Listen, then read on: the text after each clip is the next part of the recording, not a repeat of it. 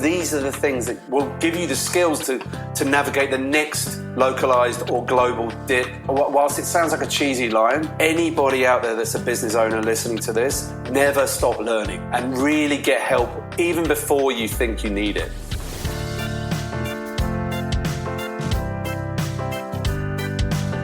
Welcome to the Resilient Recruiter Podcast. This is your host, Mark Whitby, and I'm very pleased to be joined today by Rob Green. Rob has almost 2 decades experience in the recruitment industry, recruiting lawyers in 40 countries. He launched his career in London with Badenoch and Clark. Since then, he's worked in various places around the world, including the Cayman Islands and Hong Kong. In fact, in 2013, he took over the Hong Kong branch of his company. They rebranded as GRM Search, and they won 15 industry awards over 8 years, working with some of the most coveted legal firms, multinational corporations, and financial institutions in the world.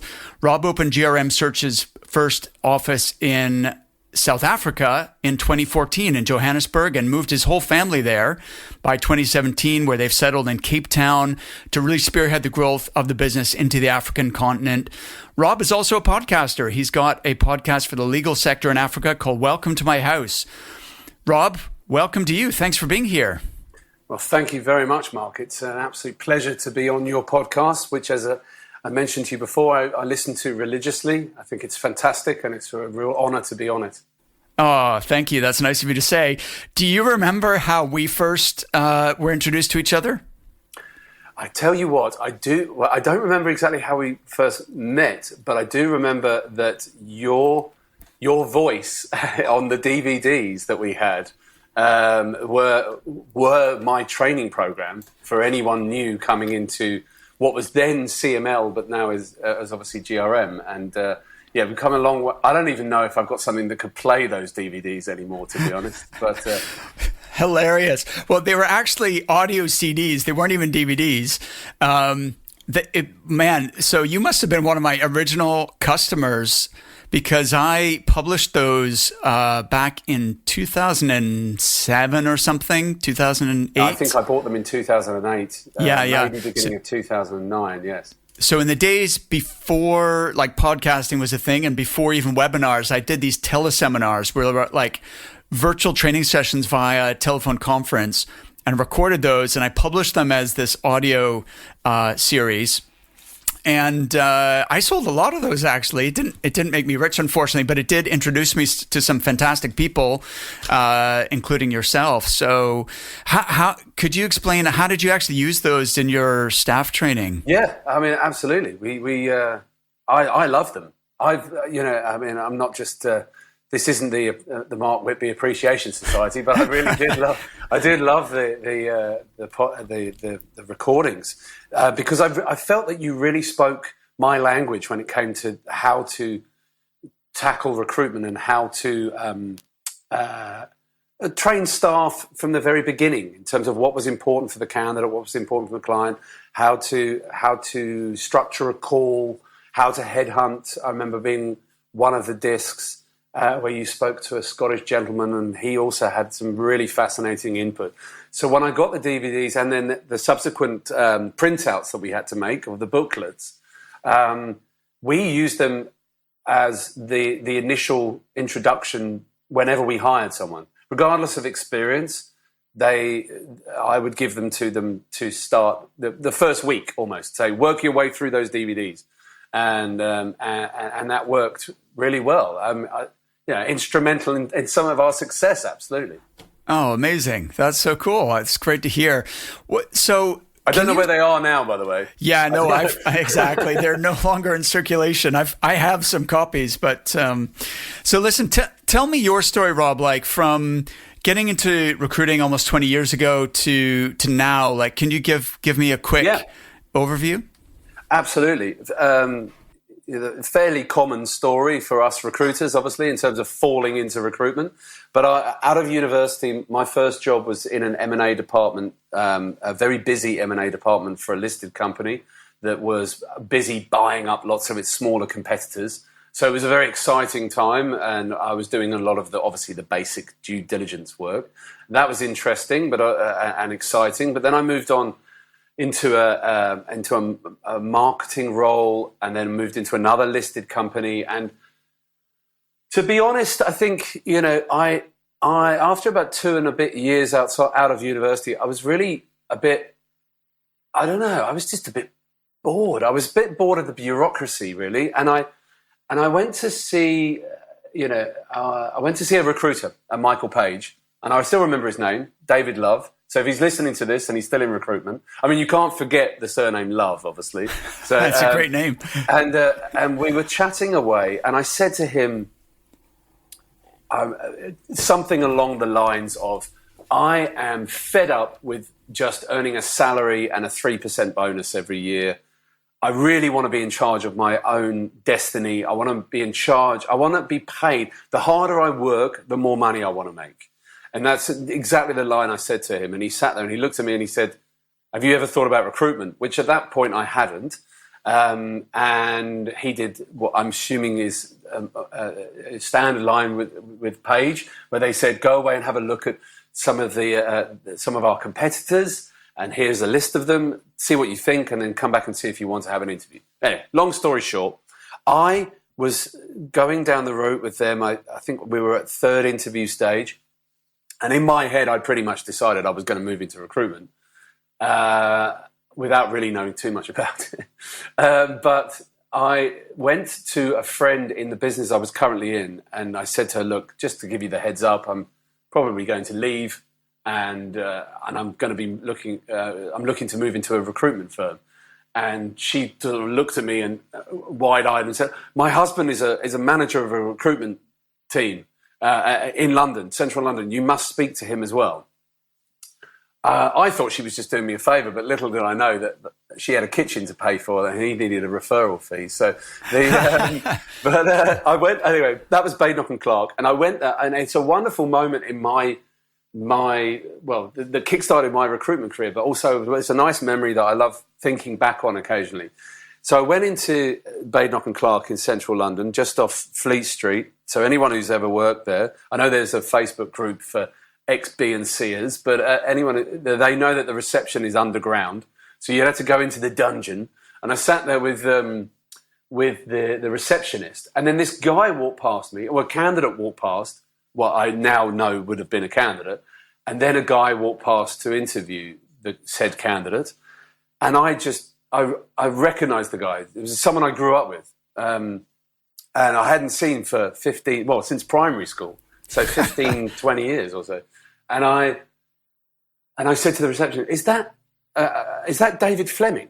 And she said, "Yeah, he's one of our directors." And I said, "Oh," and I smiled. I still remember it clearly. And she said, "Why, did you know him?" And I said, "Yeah, we went to primary school together. Our parents were friends, and but I've not seen him for ages." And she went, "Oh, I'll go and get him." I was like, "No, he's obviously working. Don't interrupt." And she was like, no, she was insistent. No, I'll get him. So I got moved into the interview room, ready for my interview, and in comes one of the directors, who I know is still in recruitment. So if he's listening, hi, David.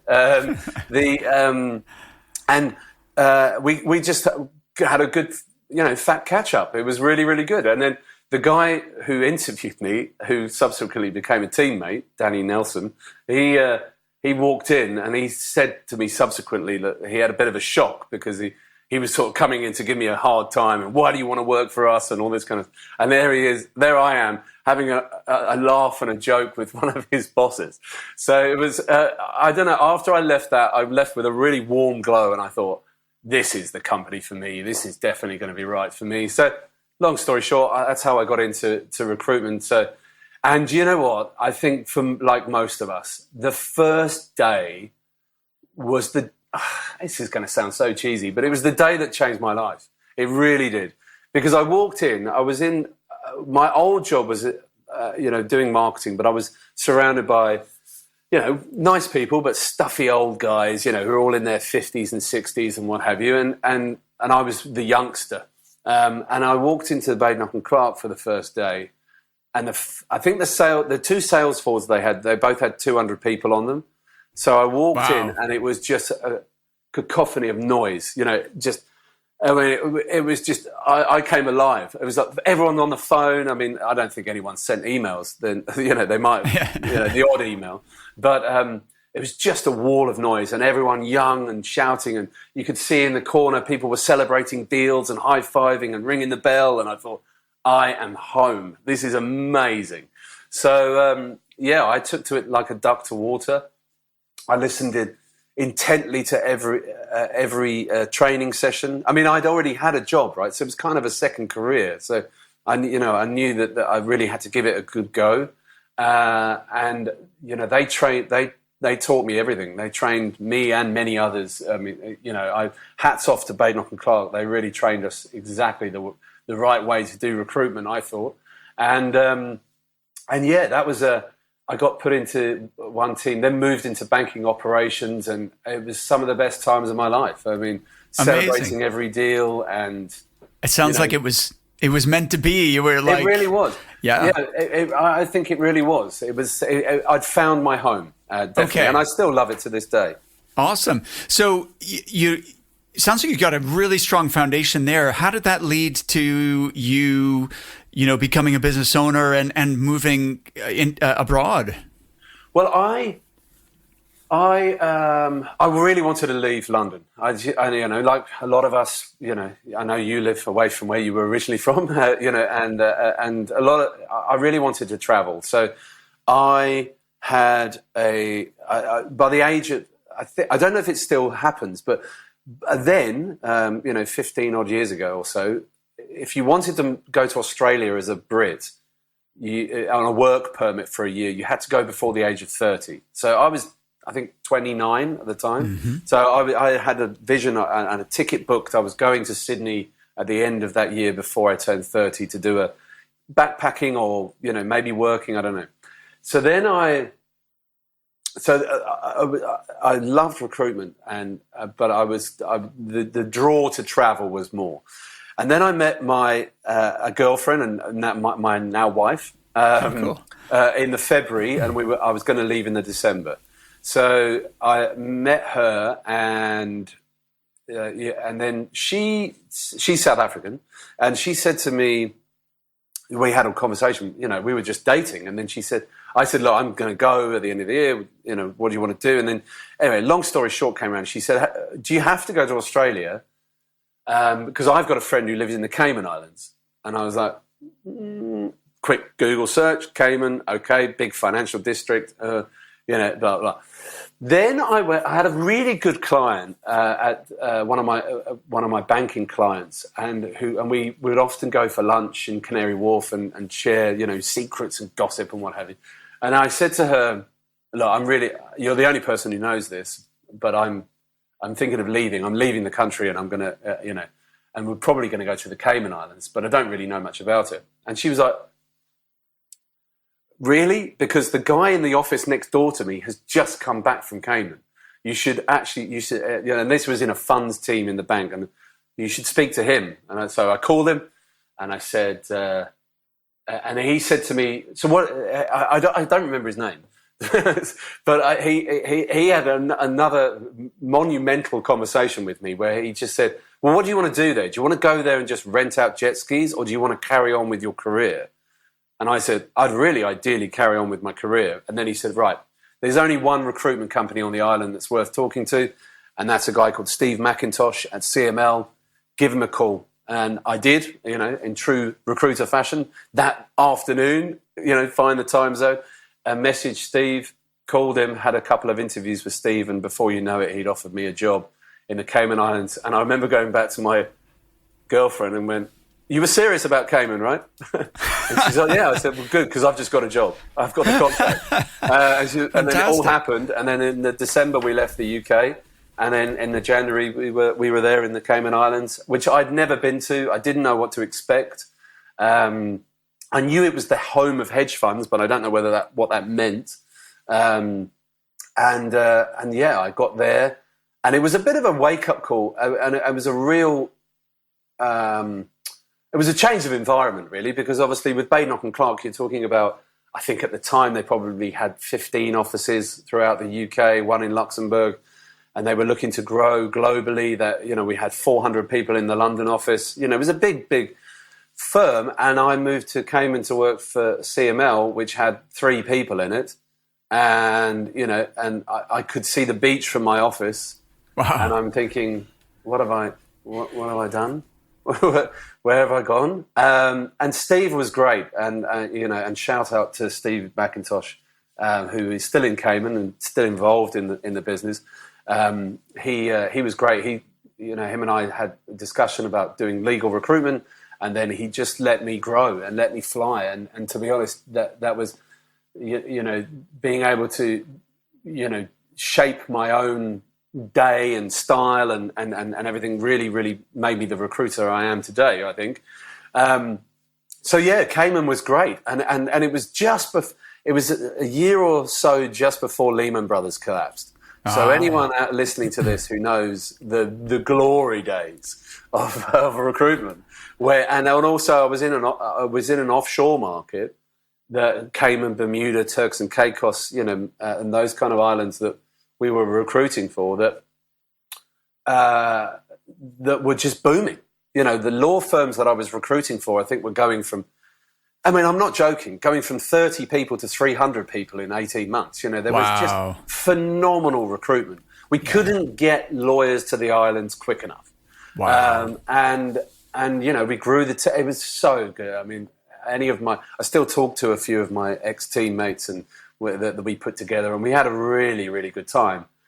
Then I was asked to become a partner in the business by the two business to Steve McIntosh and Dave Roberts, who was the other partner on the island, but on the proviso that I would go and set up another office, their second office.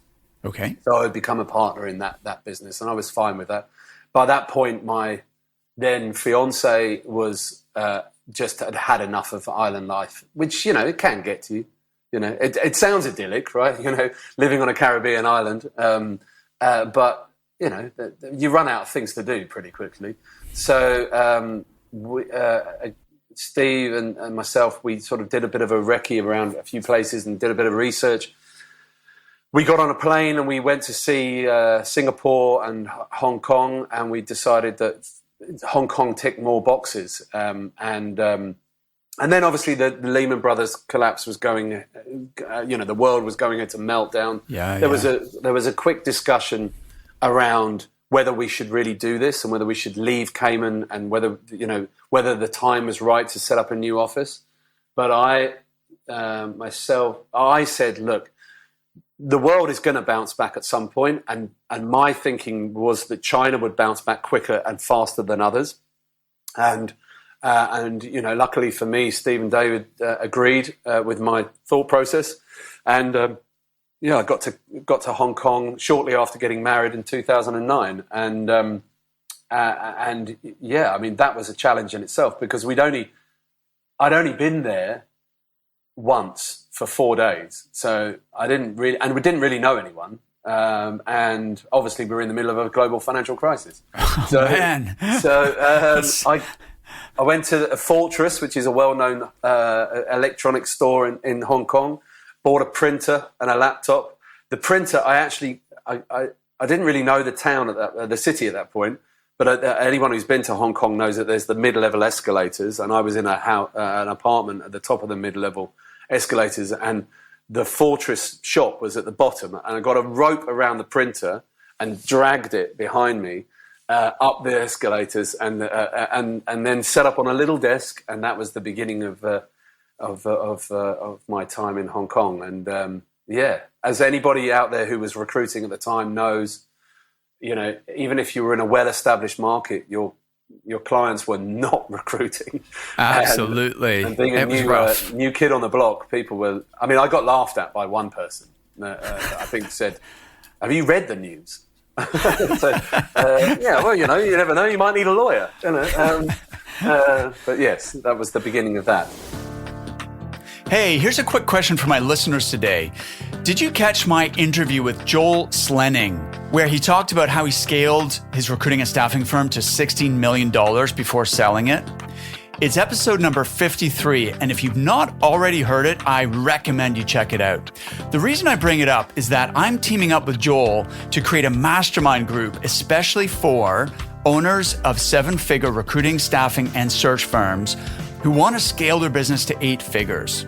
If that describes you, then listen closely, because we're offering a free taster session on September 28th, and you're invited to come along. To register, visit recruitmentcoach.com/scale.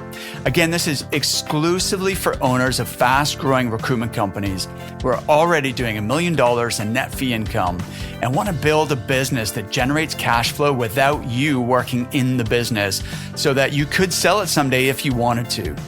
Register now at recruitmentcoach.com/scale. That was, the time that you're talking about where you're trying to get a new, office off the ground in Hong Kong. I was going through my own personal hell because I had, because recruiters were suffering, that means I was suffering. So, my business, I lost. I had basically 5 main clients that I got almost all my revenue from. And, in that, you were talking about the glory days, like in the run up to the recession, and recruiting firms were growing so fast, they almost couldn't hire enough recruiters. And they'd be getting me in and say, "Hey, Mark, come in. We've got new people starting. Come and train them." I was like, there's one company here in Edinburgh called Change, and I was in there a couple days a week, just on an ongoing basis. And then other companies, there was Umbiie Bond in Manchester. I was in their Manchester office and in their Amsterdam office, back and forth. And then that just completely ground to a halt, and companies started laying people off. To their credit, Umbiie Bond, who I will always be grateful for, they were the one client that kept me going, because they just, I don't know if it was pig-headed determination, but they kept growing through the recession. Everyone else was laying people off, or at least freezing, their growth. But so I kept Umbiie Bond, but everyone else went away. So my income plummeted, which was pretty scary. I had 2 kids, a third on the way. I was like, how the hell am I going to pay my mortgage? So, but it turned out, it didn't feel like it at the time, but it turned out to be a real positive for the business, because it forced me to totally re-engineer what I was doing, how I was marketing. That led me to doing more of this kind of stuff, webinars, virtual training, so I could train people all over the world, not just in the UK. And also to really figure out digital marketing and have a marketing machine that would just run constantly. Because the problem I'd run into is the classic one, when you're in charge of both business development and delivery, and then you get really busy and you're focusing on delivery, then you take your foot off the gas pedal for BD, and then, which is fine as long as the repeat business keeps going, but all good things come to an end. And then I had to figure out, how do I keep leads coming in even when I'm doing the work? And that was a whole new chapter, which I've kind of perfected over the last 12 years or so. But sorry for that massive. No, it shows how resilient you've been, and I think that's what and hopefully today on this podcast we can both share some of the things that we both know about being resilient. Because I think there's nothing quite like a recession that you don't even know that's coming to make you really think on your feet about where.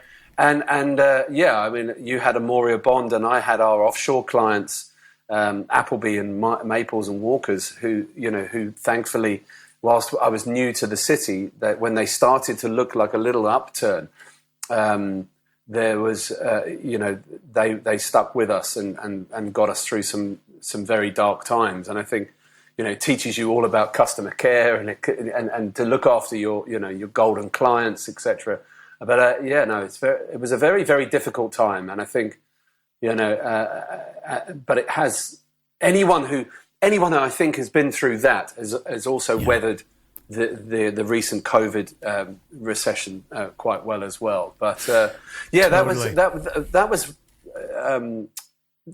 2009, 2010, and then it just flew by, really. But then 2012 things got a bit hairy, because I think, if you remember, I think that was around the time that Greece had a lot of problems. The European Union was going through a lot of issues, and anyone who's been in Hong Kong that's listening to this will know that the HKSE, the stock exchange, is very volatile, but it certainly used to determine the mood of the city. If the HKSE is up, then everyone's booming and everything's great. But, these things change on a daily basis, which makes Hong Kong actually quite a neurotic place to do business, but wonderful at the same time. And 2012 was a particularly difficult time in terms of, a sort of almost like a mini recession, almost, but I think what that taught me as well was, how quickly your clients and all your clients can pull the plug on hiring. Like you've said, we said, 2009, 2008, 2009, that there was obvious reasons for that. But what I found in 2012 as well is that there are such things as localized recessions, if you want to call it, for want of a better term, and you've got to be really geared up for that. And I think one of the things I wanted to get across in this recording today was that I have made so many mistakes, but I've learned from every single one. And I think, for example. I've got. Oh, all right. Where do we start? I think it's important, before I go into actual details. That's fine. I think it's really important to know that you know this because you're in the industry. But there are, I don't know how many recruitment firms are there in the world. Let's say 1 million, right? Most of them are like, they're like the size that we are at the moment, which is an SME. I mean, the vast majority, I think the stats say, are between 5 and 15 people. Largely the owner is still recruiting and still the main biller, and so we're all in it together, really.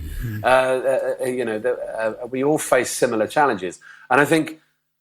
Yeah, I mean, you take 2012, for example. One of the things that I had done in 2010 and 2011 was, because things were going well, is I'd really staffed up.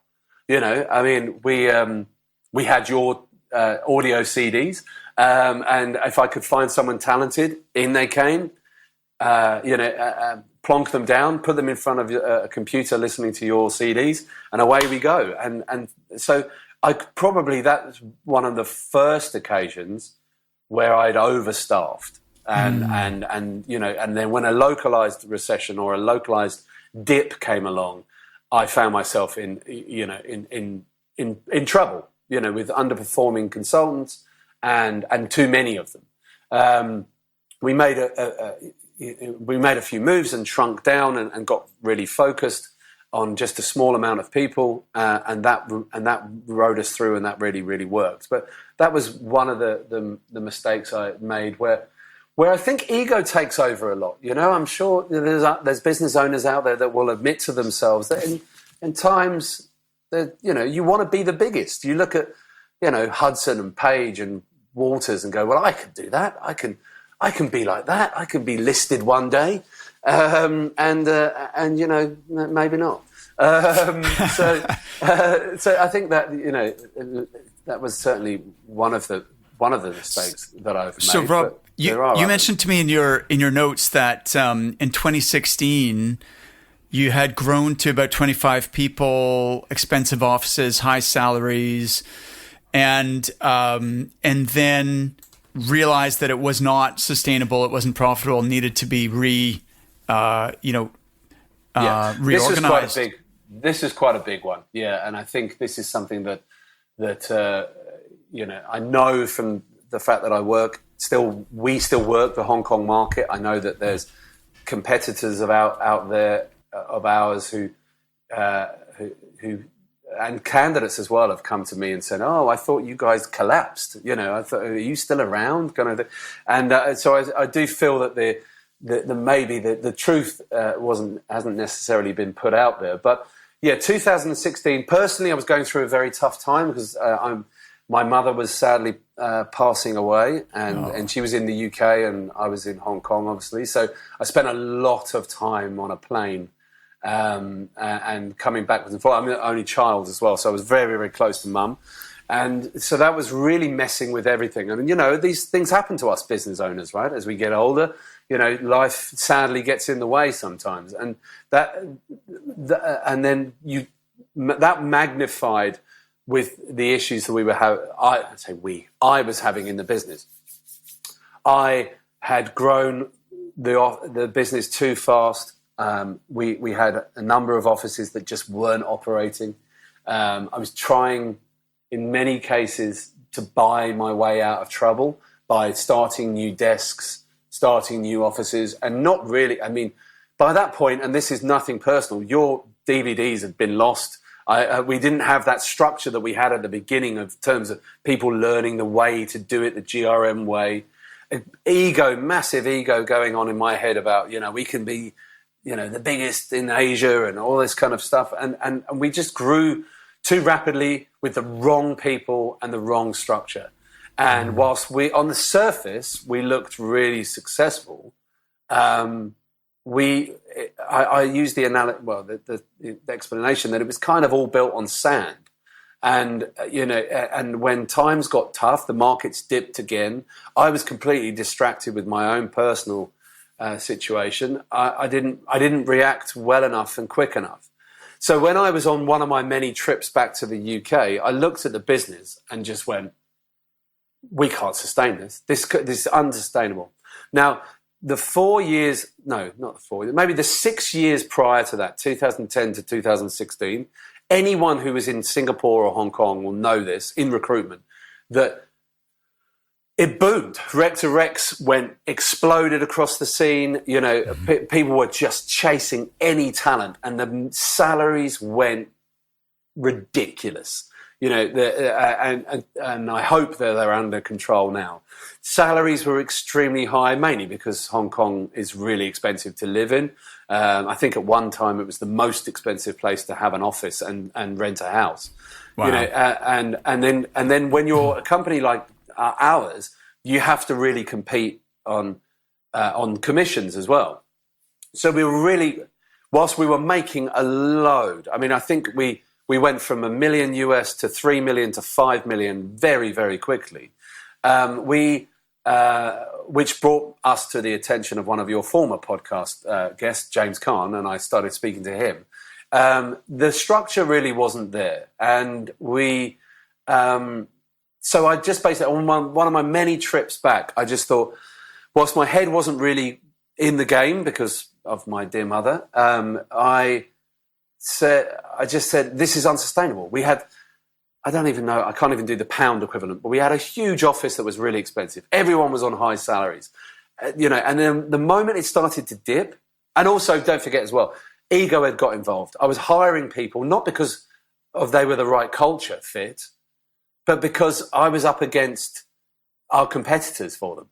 I know that sounds ridiculous, but that's what us business owners sometimes do, the mistakes we make. We go, no, I'm going to get him. And I treated it like I was running a soccer club with getting the latest signing in, the star striker. No idea whether that guy was going to work out, and ultimately they didn't. So I just looked at it and thought, no, this has to change. And what I really wanted to do, I had to make dramatic moves because I really wanted to get it really scaled down. I actually really wanted Hong Kong to become like a commission-only office where people would just take the lion's share of the fee, and they would utilize our brand and our terms of business and things like that. And ultimately, that is exactly what happened. And I'm very pleased with the results because we still work the market. We still have huge clients we recruit for, and wonderful, and it's all great.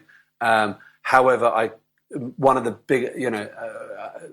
biggest regrets I have in business is how I handled it and how I got there.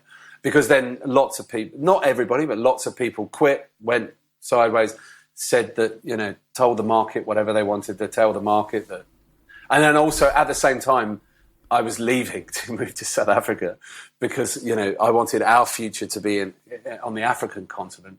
If I'm brutally honest with you, Mark, it looks a little bit like I jumped ship from a sinking boat, but we really didn't. We're still going. We're still the office in the presence we have in Hong Kong is smaller, but good, well run by experienced people. I'm still heavily involved. I still have my client base, and at some point in the future we may well look to grow it again. But I probably wouldn't have an office space. It would probably be WeWork and go the way that we have been going for the last 5 years. So, yes, I mean, again, I don't know whether that, hopefully will, ring some bells with some of your listeners who also tried to grow their company, or have grown too fast and shrunk it, and, all the things that we go through to learn that resilience. Absolutely. Looking back over that situation, Rob, like if you could go back and advise your younger self, what would you do differently? Good point. Really good question, because there's a number of things. I think, and this is something I said to a small business owner in America the other day who I happened to be chatting to, they've just started their business and they are looking to get trainers in and structure in straight away. And I said, you are doing exactly the right thing. When I took over when I bought the two other partners out in 2013, I would have come along to my younger self then and burst the ego bubble somehow and just said, look, you're not going to be, stop aiming to be a listed company. That you're not going to be that. Just be the best you can be. I would have been, I wanted to do it my way. Also, don't forget as well, and I'm sure you've had this with some of the people that you've coached and trained. When you get to a certain period of experience, let's say for me then it would have been, 15 years or so, you get a bit bored. You get a bit bored of like the day to day. And, I know now that the right way to train someone is to get Mark Whitby's lessons, 12 lessons to success, and then put that in place for everybody and give them the scripts and give them that. But, you sort of lose sight of that. So lesson to myself would have been stick to the scripts, stick to the wording and the approach that made you a success. Remember that everything I'd learned about recruitment had been taught to me by Badenoch and Clark, and just remember how they taught me back in 2003, 4, 5, and keep repeating it. And if you're bored of training people, get someone else to do it. And get someone else who isn't bored. These are little valuable lessons that I learned along the way. Don't think that you can reinvent the wheel. You're doing it just fine and really successfully like this. Why do you think you have to change and be like this? Don't grow too fast. And if you are, what's that old saying? Hire slow, fire fast. Wow. I could do with reminding myself that a few times. Can you define too fast? Like how do you know the correct pace of growth? Because you don't want to. Good point. Because the opposite. A lot of business owners are the opposite. They're too conservative. They're too risk averse, and they don't grow. And they're capturing that opportunity to scale and build something. Well, we used to have this lesson you're right, and it's a really good point. I think I used to have this thing in my head, and when I was working with Steve, we used to have because we were forced to look at other markets, right? Because Cayman's only so big, so we would recruit for other markets like Bermuda, and then look at Monaco and Dubai and wherever tax friendly jurisdictions. So it kind of forced us to look further afield rather than, obviously if you're in London and you recruit, for accountants, then, that's steady stream and you can carry on going. You don't have to look at Bristol or Manchester or Liverpool, But we were kind of forced to do that. And I think what I lost sight of was the old way that we used to work was if we made a placement then we could build on that placement. So, I would make a placement in Bermuda, and then I would make another one, and then a third one, and then I would say to Steve, can I go?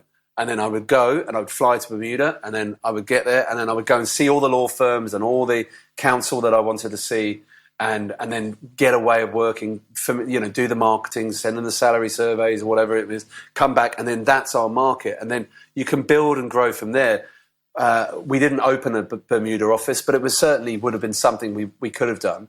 So it was kind of build the market first from where you are, utilizing all the skills you know, and then look at moving. Now, what I lost sight of was completely that.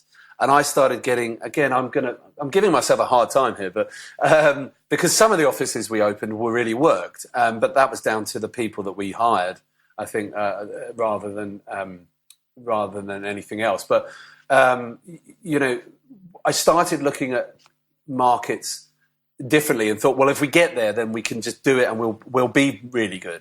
And actually, that ultimately bit me on the backside in two jurisdictions, Singapore, which I then pulled the plug on very quickly, but Japan was where we took the biggest bath and went back again and again and kept hiring the wrong people and didn't put the right structures in place, didn't put the right training in place, as I've said again, and didn't have a market before moving in there.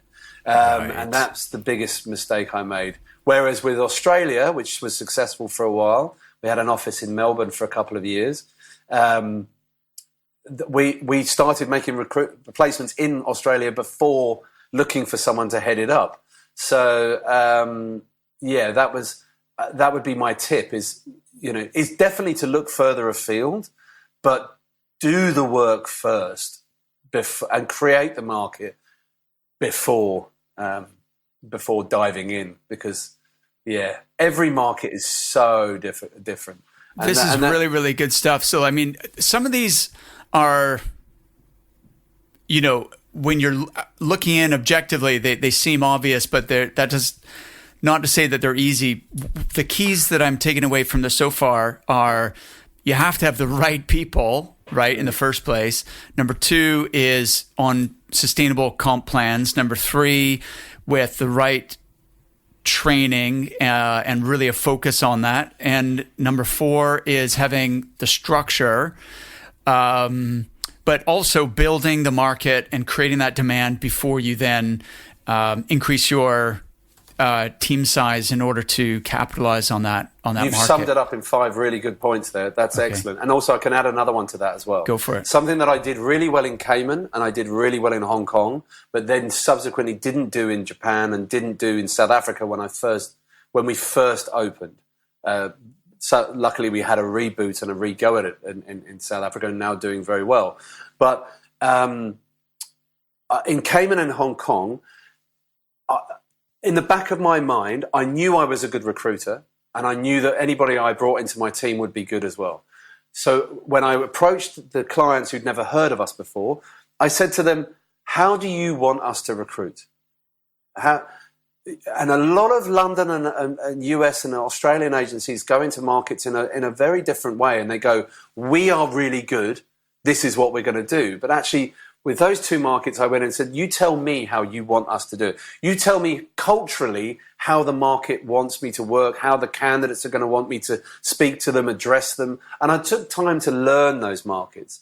And in some of the other markets where we didn't work so well, and like I said, in South Africa, we now get it, is where I walked in and completely forgot that. So that's point 6, is ask people in the market how they want it to be done, rather than you imposing your brilliance on them. I think is and yes, the thing you said at the beginning, point 1 about hiring, is absolutely key. Don't let your ego get involved. Don't just hire because you want to be bigger than the guys next door to you. It's a race to the bottom if you just keep throwing money at it and hiring the person because the other guys want him as well. You just stick rigidly to hiring the right people as opposed to anybody. I did a poll on LinkedIn recently to find out what fee percentage recruiters charge, and it confirmed what I'd learned from speaking with so many recruiters every day.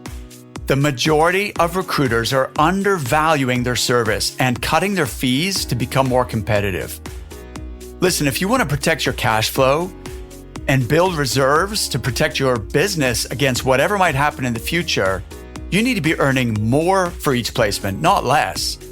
The challenge, of course, is how to increase your fees and still be competitive. iIntro has helped hundreds of recruiters to make small but critical adjustments to the way they pitch and win business, so they can win more clients who are also willing to pay higher fees. For example, one of their clients typically earned £5,000 per placement, but just a few weeks after working with iIntro, she won a new piece of business on a retainer, so in other words, she got a deposit, and her fee was an incredible £20,000, 4 times her average. If you'd like to see how iIntro can help you to grow your recruitment business and increase your average fees, just go to recruitmentcoach.com/retained and book a free consultation. There's no obligation, and if you mention that you're a listener of the Resilient Recruiter podcast, iIntro have pledged to offer you a 25% discount off any of their services. Just go to recruitmentcoach.com/retained to get started. I feel like each of these points that you've made in and of itself is it's a competency that as an owner you must develop. It's not easy. It's challenging. Like even hiring the right people into your recruitment business, that by itself is massive and needs a lot of thought, focus, attention. It needs a process and a system. I remember Greg Savage saying that when you're interviewing, right. He's amazing. Pardon me? Greg's excellent. He's amazing. Yeah, he's awesome.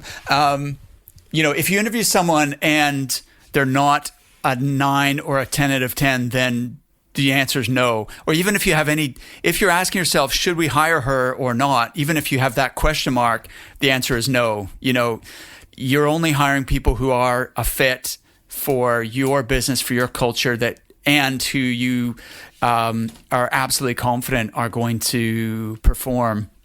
Also, don't forget this, and this is for all business owners in recruitment. Get help. Right. I left Badenoch and Clark.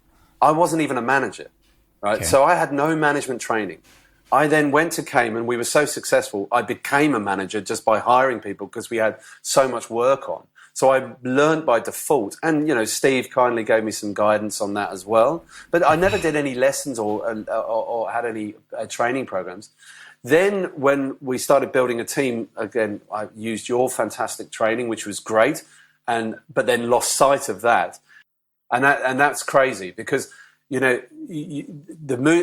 can always learn from other business owners. You can always learn from recruitment is full of experts like yourself, that can really, really help people. And I think, again, back to the ego thing, I thought in many cases I could do this. And as we kept winning awards and I kept looking at the turnover and kept thinking, well, obviously I'm doing something right. It was almost impossible to tell me that that I didn't have the secret sauce. But actually, when times are tough, it's actually those mentors, that training program with you, coaching with you. These are the things that you will give you the skills to navigate the next localized or global dip. Whilst it sounds like a cheesy line, anybody out there that's a business owner listening to this, never stop learning and really get help even before you think you need it. Amazing. You've actually beautifully teed up a little commercial here for me, Rob. I'm collaborating with a former podcast guest called Joel Slenning. He was episode 53. I invited him to talk about how he scaled his staffing firm to 16 million and then sold it. He's now building a retained search firm. And so we're putting together a program specifically aimed at owners of 7-figure recruiting, staffing, and search firms who want to scale to 8 figures. And we're offering a free taster session in a couple weeks' time. So people can register for that by visiting recruitmentcoach.com/scale. So, Rob, in the few minutes we've got left, we talked about Hong Kong. We've not talked about Africa. What, I know your wife is South African, so that was obviously a strong reason to go there. But tell me that chapter of the business and what you've achieved, and also what you've learned from doing that. Yeah, absolutely. Okay, so South Africa was one of the ones we've got really right. Yes, I was coming here on holiday because my wife is from here, and but also, luckily for me, a lot of her family is in the legal sphere. Her father was a judge before he retired. Both my sisters-in-law are both partners of law firms. So the legal, whenever we would come here, the legal sphere and the sector would be something that I would be in and I would know. And I was doing my research all the while. Then just talking to clients as well in Asia, whenever the conversation would come around about growth, everybody would be, even back in 2012, 13, where Africa's the next one, Africa's the next continent, et cetera, et cetera. And then, we would go on to discuss the many countries within Africa and the challenges that the continent faces. But anyway, and I've always, as I'm sure your listeners can attribute, I've always been I like a challenge, and I like going into these little weird and wonderful places, which is great. But then again, it went back to having the right person, and I met a guy who's no longer working for us, but he was a lawyer by education, and then he spent a bit of time in recruitment and wanted to get back into recruitment. And I figured he was the perfect person to kickstart us in 2014. And it went quite well. But I think, when I knew that I was moving here, I gave him plenty of notice, and I said, look, I'm coming. And whilst you've been effectively country manager, he looked at me, I looked at him, and he said, "Well, I kind of like being on my own." Anyway, long story short, he left recruitment. He's now doing wonderful things at one of our law firm clients. But before that, we just saw that there is an opportunity. I had to learn quickly. We made an initial mistake about not finding out how culturally people like to work. We were more trying to do it the GRM way, and actually then rebooted, and really looked at not a relaunch, but we started again. We focus very much on the senior end, so it's all and that kind of thing. So it's a lot more search and much more research based. So it's less contingent, which sits with our model very well. And really, it was just about finding markets that are growing. Now, Hong Kong and Singapore, I mean, what an amazing places to go into as a recruiter. The market's already there, it's well established, the clients are there.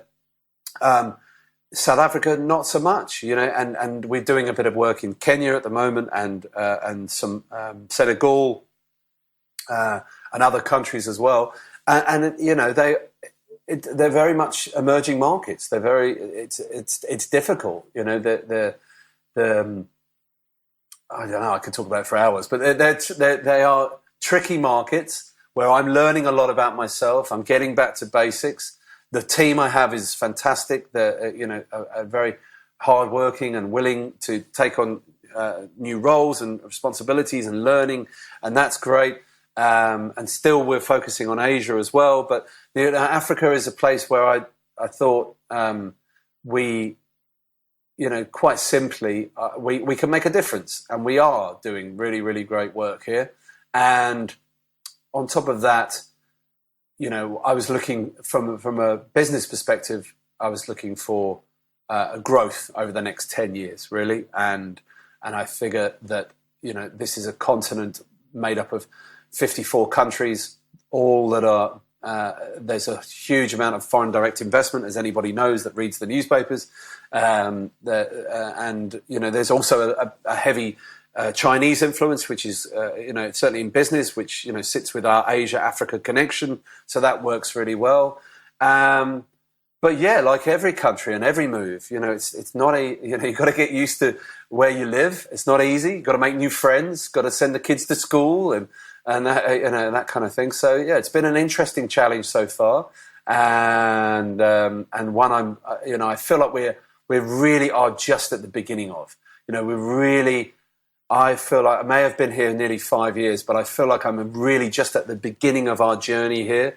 And I've got to try and remember all the things that I've just said to you on this podcast about learning from my mistakes, of not trying to do it too quickly, not trying to do it too fast, not getting into a rush. Just remember, steady, slowly build, and create the market before moving there, and that kind of thing. So, yes, I've got a lot to learn, but and a long way to go.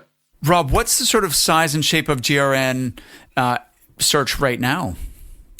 In size and shape, so we have a number of what I call external consultants, where commission only, very senior people that we can sort of share mandates with in Hong Kong, Munich in Germany, and in the UK, and a couple here in South Africa as well. And then we have a company that's 2 years old, which is the brand behind me, GRM Intelligence, which focuses on business and market research in Africa. That's headed up by my colleague Rain Handley, and she's doing an amazing job of building a good team. But that's a separate business. But they also support us on the recruitment front. And I've now got 3 other people assisting me and my work in Asia and Africa. And we're looking to grow. But again, we're going to be looking to grow in the right way, with the right people, with the right training products.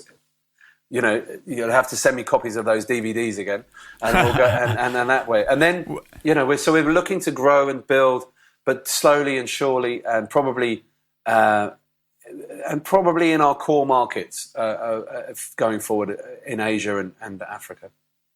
Amazing.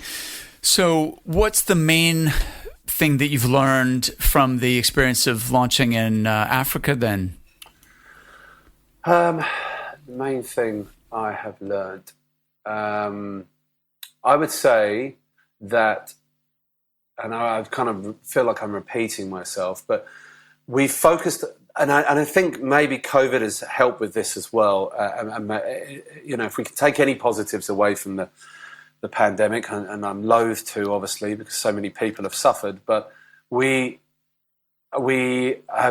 spent a long time looking at what we do, looking internal procedures, looking at the way that we recruit, getting a standard operating procedure together so that people know, we can get people in and train them in the right way, that they say this, they do this. If the person says yes, go this way. If the person says, that's taken a long time to put together, and is still being put together. I think the one thing that's given me an opportunity to really look at the strength and put the foundations in place of the business. And now, and again, like I said, sorry, I feel like I'm repeating myself, but now the one takeaway that I can take away from South Africa, and then some of the other African markets that we're working in now, is take your time to understand how that country wants you to do business. Take your time, get there, get to know people. And get to know the culture of the country, and really invest in the country. Africa as a continent, and I'm loath to keep using the term Africa because there are 54 very different countries on this big rock. Every one of them is wanting to grow. Every one of them are wanting to build, but each one of them comes with their own challenges from a business and professional services perspective. We're going to be taking our time, offering our service, keeping our service top drawer, 100% excellent platinum level service. And some customers will want that, some clients will want that, and then some won't. In some countries it will work, in some countries it won't work. But we're not going to overstretch it, and we're just going to do it nice and calmly and carefully, and be in it for the long haul. And try not to get wrapped up in the rat race for global domination, as sometimes it can happen when in bigger cities like Hong Kong and Singapore and London.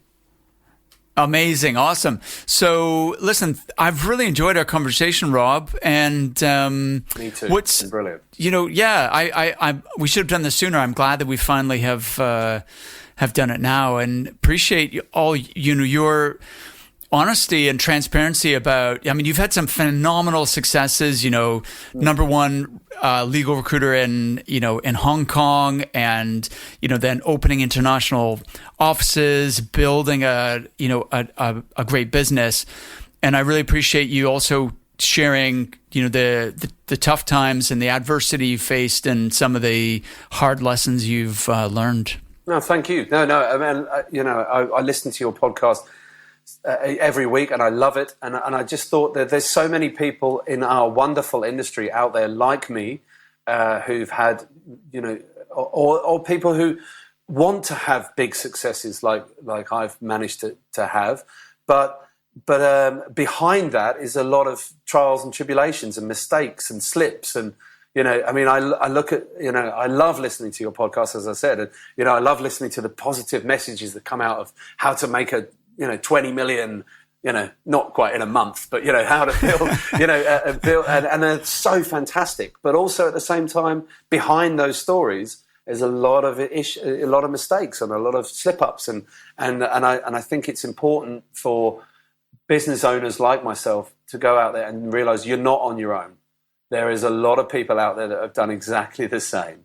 But if you keep being resilient, to use your term, and if you keep working hard and you keep loving this amazing business that we're in, which I absolutely love, and you keep really driving yourself every day and have fun with it. That's what you've got to remember as well. You've got to have fun with this industry.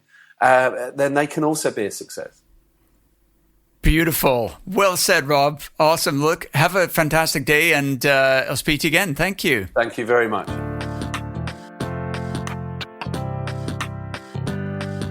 Thank you for listening to The Resilient Recruiter. I know how busy recruiters are, so I'm honored that you're investing this time with me each week. I don't take your attention for granted. That's why I'm going all out to deliver value for you here, real insights you can apply to improve your business. And if you really want to help me to reach a wider audience and impact more people, please consider leaving the show a review on Apple Podcasts. And if you leave me a review, please reach out and let me know so I can thank you personally. Please hit the subscribe button, and I'll see you next time.